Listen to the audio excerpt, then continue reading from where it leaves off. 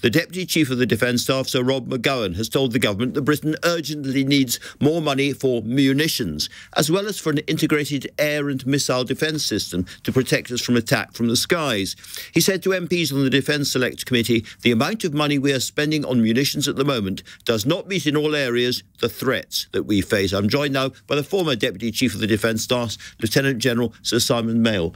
Sir Simon, very good to have you here. Hello, Andrew. Good evening. This sounds very, very alarming that we literally don't have the shells that we need if we had to go to war.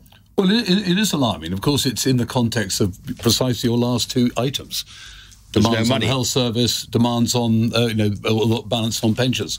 But the reality is we took a very big risk, I suppose, what I describe as a holiday from history at the end of the Cold War. We then went into a number of operations and campaigns that were actually quite undemanding in some ways on large ammunition stocks.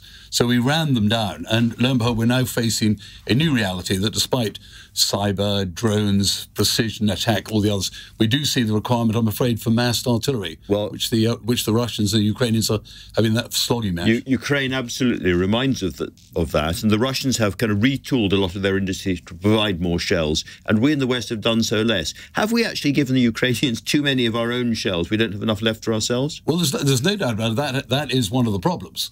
That all the stockpiles that the Germans, the French, ourselves, some of the Eastern European countries have been diverted to support the Ukrainians. And dare I say, the Americans, who are also big in supporting, have diverted a lot of their holdings to go to the Israeli Defense Forces. So we had quite low stocks by historical terms, and they're a bit more depleted since then. And I guess a shell it's a lot more than just a lump of metal. How easy is it to replace shells? Not easy, because you need a production line that really only produces shells. And we don't make our own, do we? We do it in consortium, and we used to. The Royal Ordnance were big.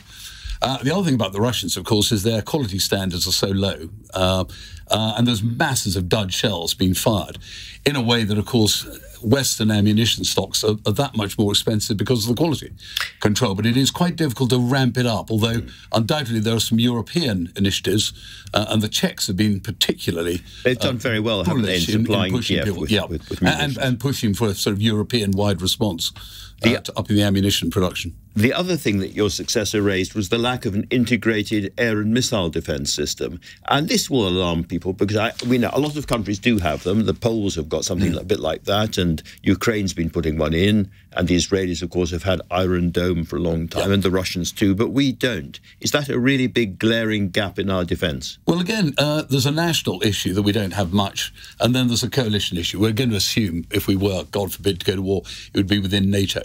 But the explosion in the use of drones, of course, has made the air threat that much bigger than when it was bombers and fighters. And we've seen in the Red Sea, Sea Viper and the like, Patriot missiles, very well known, hugely expensive. And the sort of what they call shooter sensor is very complex, and the command control. So how well protected are places like London and Glasgow and Manchester from those kinds of threats? Well, we don't really have a security plan that sees that, but we did. Unprotected. We did see it after 9/11.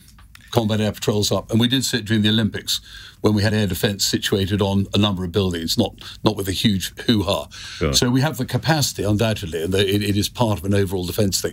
But it needs to be integrated continent-wide in the sort of against the sort of threat that people are positing might be presented by a renaissance Russia.